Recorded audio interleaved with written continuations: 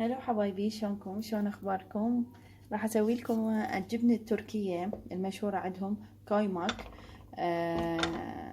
طبعا كلش طيبه، تفيدكم بالفطور.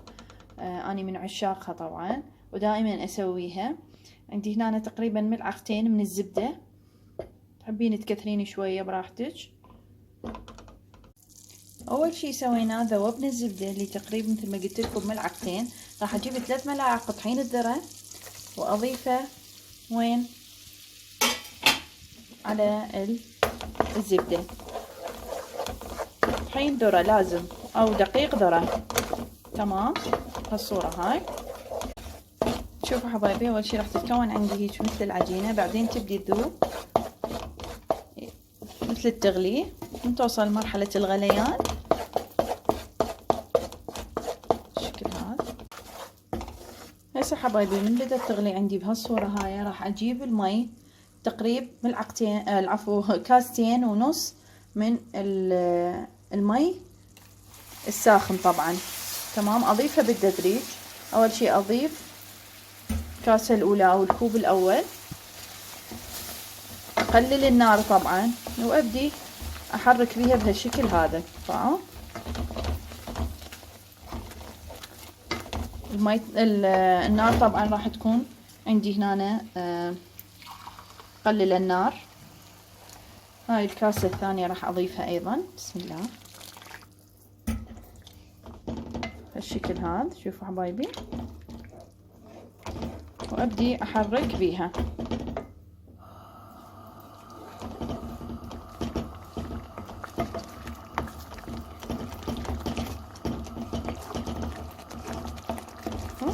الى ان تتماسك عندي.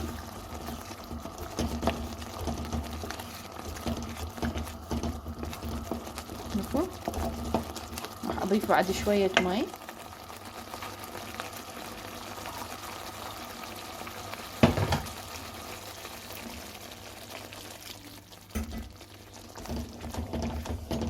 واظل احرك بيها، ابقى احرك بيها. شوف حبايبي، بدها تصير عندي بهالشكل هذا، تدخن. بقيها بعد شوية احرك بيها. هسه من اشوفها تبدي تتماسك عندي بهالشكل هذا، راح اعلي النار عليها.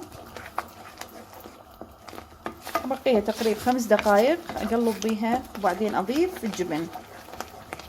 هسه ورا ما خليتها 5 دقائق راح اقلل النار عليها، وراح اضيف الجبنة. الجبنة اللي راح استخدمها هي جبنة قشقوان، تقريبا 200 غرام من جبنة القشقوان. تمام، هاي الجبنة راح اخليها على مود تذوب الجبنة عندي. شوف حبايبي، قللت النار واخليها على كيفها الجبنة تذوب.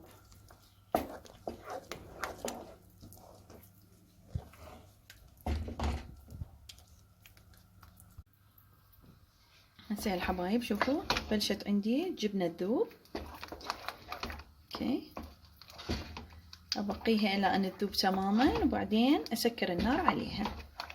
شوف شلون بدها تصير. ضاعوا تبدي تصير بالصورة هاي.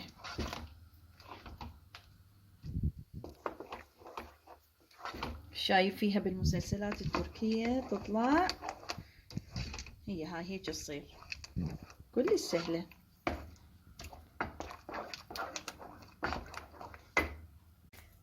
هسه ورا ما ماعت الجبنة راح اسكر النار عليها، ابقيها شوية شوية اقلب بيها بهالشكل هذا.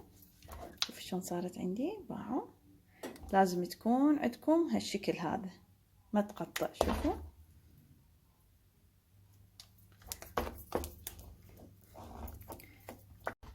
حبايبي شلون تصير عندكم بهالشكل هذا. شوفوا، السلام. تفيد للفطور روعة، هي حارة تنأكل ويا شاي. شوفوا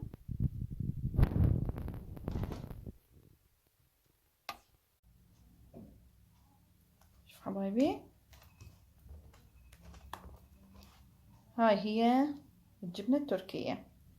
إذا حبيتوها لا تنسون الاشتراك واللايك بالقناة.